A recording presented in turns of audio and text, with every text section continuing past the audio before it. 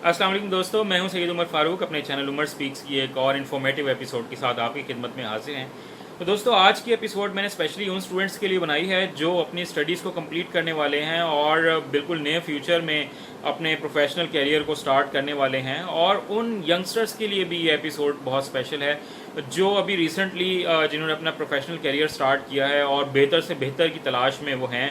तो ये वीडियो आप लोगों के बहुत काम आने वाली है, क्योंकि इस वीडियो में मैं इंटरव्यू में की जाने वाली कुछ ऐसी मिस्टेक्स के बारे में आपको बताऊंगा जो शायद आप लोगों का इतना फोकस उनकी तरफ नहीं होगा। तो ये वीडियो आप लोगों के बहुत काम आने वाली है, बट इसके लिए आपको पूरी वीडियो देखना पड़ेगी। तो वीडियो स्टार्ट करने से पहले अभी तक जिन लोगों ने मेरे चैनल को सब्सक्राइब नहीं किया वो चैनल को सब्सक्राइब कर लें, बेल आइकॉन के बटन को प्रेस करें ताकि मेरी हर आने वाली इन्फॉर्मेटिव एपिसोड की नोटिफिकेशन जो है वो आप लोगों तक पहुंच सके।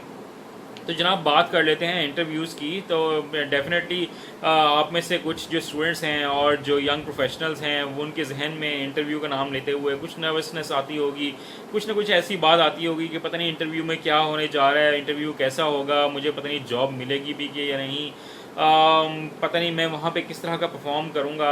बट इन तमाम नेगेटिविटीज़ को मैं आप लोगों के माइंड से निकालना चाहता हूँ। मैं ये चाहता हूँ कि आप लोग बहुत ज़्यादा पॉजिटिव हों, आप लोग अच्छा सोचें। अच्छा सोचेंगे तो इंशाल्लाह आपकी ज़िंदगी में बहुत अच्छा होने वाला है। तो बात ज़रा कर लेते हैं कि इंटरव्यूज़ में लोग किस तरह की मिस्टेक्स करते हैं, कि इंटरव्यू में जब आप लोग जाते हैं तो आप लोग किस तरह की मिस्टेक्स करते हैं। तो ये तमाम उन यंगस्टर्स के लिए भी हैं ये तमाम बातें, उन तमाम स्टूडेंट्स के लिए भी हैं ये वो बातें, और उन तमाम पेरेंट्स के लिए भी ये वो बातें हैं जो अपने बच्चों को बहुत सक्सेसफुल देखना चाहते हैं अपने कैरियर में। तो अगर आप अपने बच्चों को गाइड करना चाहते हैं तो ये जो मैं कुछ स्टेप्स बताने वाला हूँ, ये कुछ 5 स्टेप्स हैं जो मैं आपको बताने जा रहा हूँ, जो आपने अपने इंटरव्यू के दौरान और इंटरव्यू से पहले बहुत ज़्यादा केयरफुली उनको ज़रूर देखना है। और इनके अलावा भी और बहुत सारी बातें होती हैं जो मैं टाइम टू टाइम आप लोगों को बताता चलूँगा। बट आज के वीडियो में हम इन 5 स्टेप्स पर ही हम लोग फोकस करेंगे। सबसे पहले तो आपकी अपीयरेंस, कि आप जहां इंटरव्यू देने जा रहे हैं आपकी लुक कैसी है, आप नज़र कैसे आ रहे हो, आप प्रॉपरली शेव्ड हो या नहीं हो, आपने ड्रेसअप कैसा किया हुआ है। अब इंटरव्यू जो है वो मेल कैंडिडेट्स के भी हो सकते हैं और फीमेल कैंडिडेट्स के भी हो सकते हैं, और समटाइम्स ऐसा भी होता है कुछ जॉब्स ऐसी होती हैं जहां पर मेल कैंडिडेट्स को भी हायर किया जा सकता है और फीमेल कैंडिडेट्स को भी हायर किया जा सकता है। तो मैं दोनों को कुछ ना कुछ ऐसी बातें बताना चाहूँगा रिगार्डिंग अपीयरेंस कि आप लोग नज़र कैसे आएँ। देखें, क्योंकि मेरा हमेशा से फेवरेट सब्जेक्ट रहा है मार्केटिंग। तो आजकल देखें, क्योंकि मार्केटिंग एरा है, किसी भी आप प्रोडक्ट को देखें ना तो उसकी पैकिंग बड़ी ज़बरदस्त की जाती है, उसको बड़ा ज़बरदस्त एक अच्छे से रैपर में पैक किया जाता है ताकि अंदर से प्रोडक्ट चाहे जैसी भी हो, बट अपेरेंटली जितना अच्छा नज़र आएगा कस्टमर ने उसकी तरफ ज़रूर आना है। एक दफ़ा उस प्रोडक्ट को कस्टमर जो है वो देखेगा ज़रूर, क्योंकि वो अट्रैक्ट करेगा। कलर्स हमेशा इंसान को अट्रैक्ट करते हैं। जब तक आप कलरफुल नज़र नहीं आओगे, आप अच्छे नज़र नहीं आओगे, तो आप कभी भी किसी को इम्प्रेस नहीं कर सकते। तो बाकी जो आप में टैलेंट है, जो आपकी नॉलेज है, वो सारी चीज़ें बाद में आती हैं, बट पहले तो आपको नज़र अच्छा आना है ना। तो जिस तरह से एक प्रोडक्ट जो है वो जब तक अच्छी नज़र नहीं आएगी वो सेल नहीं होती। आई ऑलवेज बिलीव कि इंसान भी एक प्रोडक्ट है। अब हम अपने आप को जितना अच्छा मार्केट करेंगे, जितना अच्छा नज़र आएंगे, लोगों को जितना अट्रैक्ट करेंगे, उतनी ही हमारी मार्केट वैल्यू जो है वो बढ़ती चली जाएगी। तो हमने करना क्या है, हमने अपनी मार्केट वैल्यू को बढ़ाना है। मार्केट वैल्यू को हम किस तरह से बढ़ाएंगे कि जब हम अच्छे नज़र आएंगे, लोगों को फ़ौरन से अट्रैक्ट करेंगे। लाइक अगर आप एक यंगस्टर हैं, आप एक बॉय हैं, आप एक इंटरव्यू के लिए जा रहे हैं, तो आप ये देखें कि आप इंटरव्यू देने कहाँ जा रहे हैं। वो एक प्रोफेशनल ऑर्गेनाइजेशन है। आप एक अच्छे से ड्रेसअप होके जाएं, प्रॉपरली शेव हो करके जाएं, आप अच्छा सा कटिंग हेयर कट करवा कर जाएं, तो आपकी जो अपेरेंट जो लुक होगी वो बहुत अच्छा इम्पैक्ट क्रिएट करेगी। तो अगर आप फीमेल कैंडिडेट हैं तो आपने भी बहुत अच्छा सा प्रिपेयर होके जाना है। ऐसा नहीं है कि आपने किसी मेकअप या ज्वेलरी की दुकान बन के चले जाना है, बट आप एटलीस्ट इतना ज़रूर अच्छा लगो कि आप किसी को अट्रैक्ट करो, ताकि आपकी बात में जो वज़न है वो और ज़्यादा बढ़ जाए। ठीक है, ये तो एक बात हो गई है पेरेंट की। नंबर सेकंड पॉइंट क्या है? नंबर सेकंड पॉइंट ये है कि टॉकिंग टू मच मीन्स कि जब आप इंटरव्यू में जाएंगे तो आपने बहुत ज़्यादा बोलने की कोशिश नहीं करनी, बहुत ज़्यादा ओवर कॉन्फिडेंट होने की कोशिश नहीं करनी है। आपसे जितना सवाल पूछा जाए, जो क्वेश्चन आपसे पूछा जाए, आप उसे गौर से सुने और फिर उसका उतना ही आप जवाब दें जो उससे रेलिवेंट हो। ठीक है, आपने ज़्यादा स्मार्ट बनने की कोशिश नहीं करनी, ओवर स्मार्ट बनने की कोशिश नहीं करनी। आपने उतना ही आंसर देना है जो उसका आंसर बनता है, क्योंकि जब आप जितना ज़्यादा बोलेंगे मिस्टेक्स के चांसेस उतने ही ज़्यादा होंगे। जितना आप नॉर्मल रहेंगे, एक लिमिटेड होकर बोलेंगे, उतना ही आपके सक्सेसफुल होने के चांसेस ज़्यादा हैं। अगर आप अगर आप मेरी बात को इस तरह से अंडरस्टैंड करना चाह रहे हैं कि आपने बिल्कुल नहीं बोलना, तो मैं हरगिज़ ऐसा नहीं कहना चाह रहा हूँ।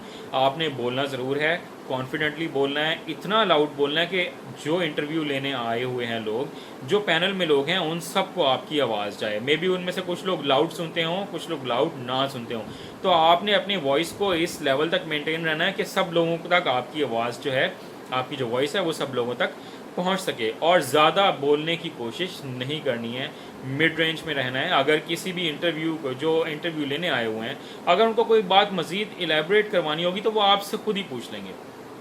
देन एक और जो मिस्टेक बहुत से कैंडिडेट करते हैं वो ये कि जब आप किसी ऑर्गेनाइजेशन में, किसी मल्टीनेशनल ऑर्गेनाइजेशन में या किसी गवर्नमेंट सेक्टर में आप इंटरव्यू देने जाते हैं, तो आप उस इंटरव्यू के लिए प्रिपेयर नहीं होते, आप उस ऑर्गेनाइजेशन के लिए प्रिपेयर नहीं होते। मीन्स कि आप किसी ऑर्गेनाइजेशन में इंटरव्यू देने जा रहे हैं, आप उस ऑर्गेनाइजेशन के बारे में कुछ नहीं जानते हैं, देन ऑब्वियसली आप उस इंटरव्यू में कभी भी सक्सेसफुल नहीं होंगे। मीन्स कि अगर आप से कंपनी के बारे में कुछ पूछ लिया जाता है, उस ऑर्गेनाइजेशन के बारे में कुछ पूछ लिया जाता है, उस प्रोडक्ट के बारे में, जिस प्रोडक्ट के लिए स्पेशली आपको हायर किया जाने वाला है, अगर आप उसके बारे में कुछ नहीं जानते हैं, उसकी बेहतर किस तरह से उसको कर सकते हैं, उसके बारे में आप कुछ नहीं जानते हैं, तो आप उस इंटरव्यू में सक्सेसफुल नहीं होंगे। देन नंबर फोर्थ पॉइंट वो है बॉडी लैंग्वेज।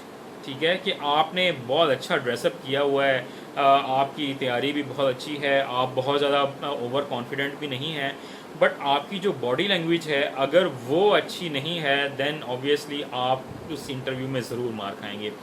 तो आपने अपनी बॉडी लैंग्वेज को बहुत कूल रखना है, बहुत काम रखना है, बहुत ज़्यादा आपने जल्दी नहीं करनी और बहुत ज़्यादा आपने सुस्ती भी नहीं दिखानी।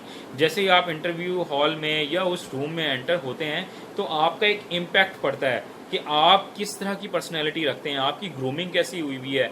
I always believe the way you talk and the way you walk. ठीक है, ये चीज़ें कि जैसे आप बोलते हैं और जैसे आप चलते हैं, ये बहुत इंपॉर्टेंट रोल प्ले करता है किसी भी इंटरव्यू में। कि अगर आप बहुत जल्दी रूम में एंटर होंगे ना, कि आप किसी जल्दी में हैं, तो जो इंटरव्यू लेने वाले बैठे हैं उनमें से एक साइकोलॉजिस्ट भी ज़रूर होता है, अगर पैनल इंटरव्यू है, तो वो ये समझ जाएगा कि ये इंसान घबराया हुआ है और ये बहुत जल्दी में है, तो ये अपने जो डिसीजंस हैं वो भी इसी तरह से लेता होगा, जल्दी में गलत भी कर जाता होगा, बहुत सारी मिस्टेक्स भी करता होगा, तो ये सूटेबल पर्सन जो है वो नहीं है। तो वो आपके लिए जो मार्क्स उसने 10 में से लगाने हैं ना, तो वो शायद 5 भी नहीं लगाएगा। तो आपने हम्बल रहना है, काम रहना है, नॉर्मल चलना है। कुछ लोग होते हैं बहुत स्लो चलने की कोशिश कर रहे होते हैं, कुछ बन के चलने की कोशिश कर रहे होते हैं, तो ऐसा भी नहीं करना कि लोग ये समझेंगे तो बहुत सुस्त है, हमें तो एक्टिव पर्सन चाहिए, ये तो चलता इतना स्लो है, इसको तो एक जगह से दूसरी जगह मूव करने में काफ़ी टाइम लग जाएगा, तो डिसीजन मेकिंग भी इसकी उतनी ही स्लो होगी, तो इसलिए आप उसमें मार खाएंगे। अपने आप को मिड लेवल में रखना है, ऐसे लेवल पे रखना है कि आप जब चलें तो आपकी लैंग्वेज, जो आपकी बॉडी है, वो खुद ही बोलना स्टार्ट कर दे, आपके बोलने से पहले आपकी बॉडी बोलना स्टार्ट कर दे कि ये बहुत कॉन्फिडेंट पर्सन है, ये बड़ा ज़बरदस्त पर्सन होने वाला है हमारी ऑर्गेनाइजेशन के लिए।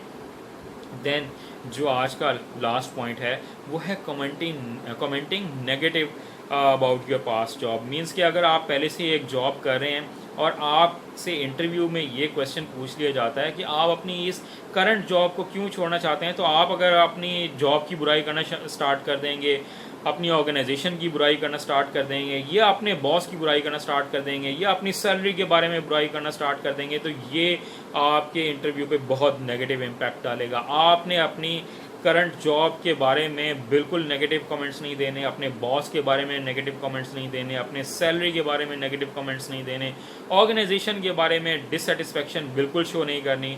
आप सिर्फ इतना रिप्लाई कर सकते हैं कि हर इंसान जो है वो अपनी लाइफ में कभी भी फुल स्टॉप नहीं चाहता, बेहतर से बेहतर की तरफ इंसान जाना चाहता है। तो मैं ये समझता हूँ कि मैं जिस ऑर्गेनाइजेशन में जॉब कर रहा हूँ वो बहुत अच्छी ऑर्गेनाइजेशन है, मैं इसको अभी भी बहुत अच्छा सर्व कर सकता हूँ, बट शायद मुझे इससे अच्छी अपॉर्चुनिटी भी ज़रूर तलाश करते रहना चाहिए।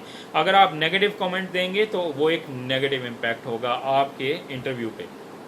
वन लास्ट थिंग जो मैं आप लोगों से एक डिस्कस करना चाहता हूँ कि जब आप किसी बड़ी जगह इंटरव्यू देने चाहते हैं ना, तो आपके साथ और भी बहुत सारे इंटरव्यू देने वाले कैंडिडेट्स वहाँ पर मौजूद होते हैं, और उनमें से कुछ ऐसे कैंडिडेट्स होते हैं जो आपको नेगेटिविटी की तरफ लेके जाना चाहेंगे। वो ऐसे आप लोगों के साथ बातें कर रहे होंगे कि जैसे इंटरव्यू में कौन कौन से क्वेश्चंस आने हैं उनको सब कुछ पता है। लाइक वो पूछेंगे कोस्टा रिका का कैपिटल कौन सा है जी। अब आप सोचते रहेंगे ये कोस्टा रिका कहाँ पर है, पता नहीं ये क्या जगह होगी, उसके बारे में मुझसे पूछ लेंगे। तो एक इंसान जो खुद इंटरव्यू देने आया हुआ है उसको कैसे पता कि अंदर कौन कौन से क्वेश्चंस आपसे कर लिए जाने हैं। तो आप हमेशा अपनी तैयारी पर फोकस रखें, आप अपने ऊपर फोकस रखें, अपने आप को काम रखें।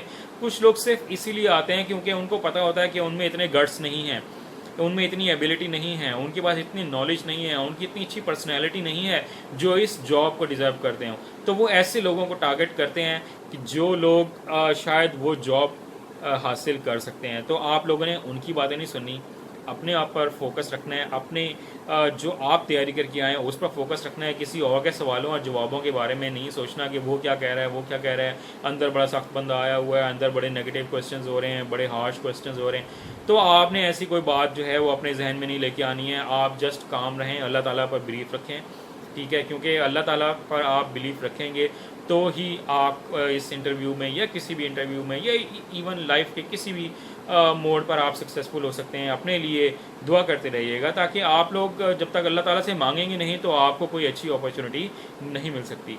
तो जनाब ये थी आज की कुछ एपिसोड जो मैंने आप लोगों के साथ कुछ पॉइंट्स डिस्कस करने थे।